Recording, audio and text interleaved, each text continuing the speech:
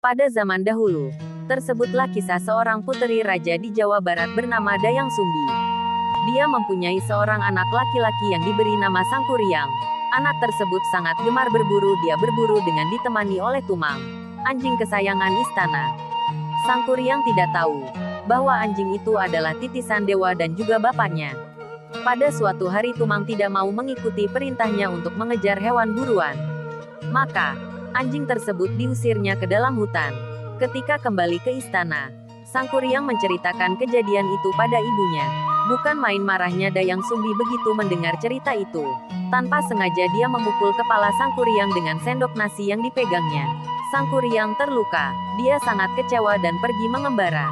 Setelah kejadian itu, Dayang Sumbi sangat menyesali dirinya. Dia selalu berdoa dan sangat tekun bertapa. Pada suatu ketika, para dewa memberinya sebuah hadiah. Dia akan selamanya muda dan memiliki kecantikan abadi.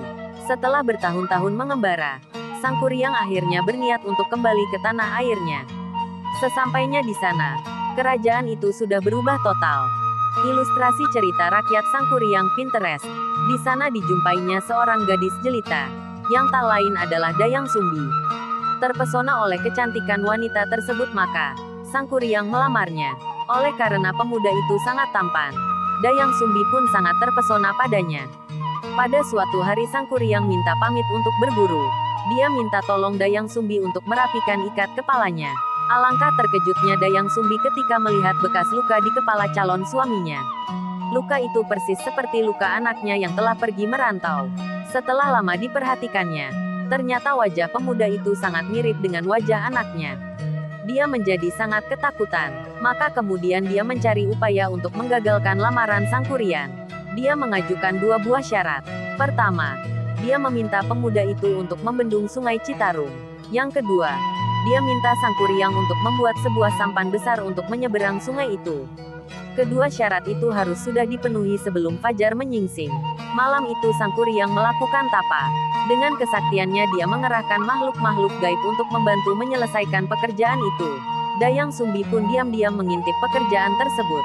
Begitu pekerjaan itu hampir selesai, Dayang Sumbi memerintahkan pasukannya untuk menggelar kain sutera merah di sebelah timur kota.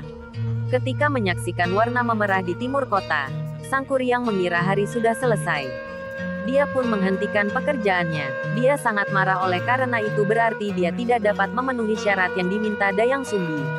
Dengan kekuatannya, dia menjebol bendungan yang dibuatnya. Terjadilah banjir besar melanda seluruh kota. Dia pun menghentikan pekerjaannya. Dia sangat marah oleh karena itu berarti dia tidak dapat memenuhi syarat yang diminta Dayang Sumbi. Dengan kekuatannya, dia menjebol bendungan yang dibuatnya. Terjadi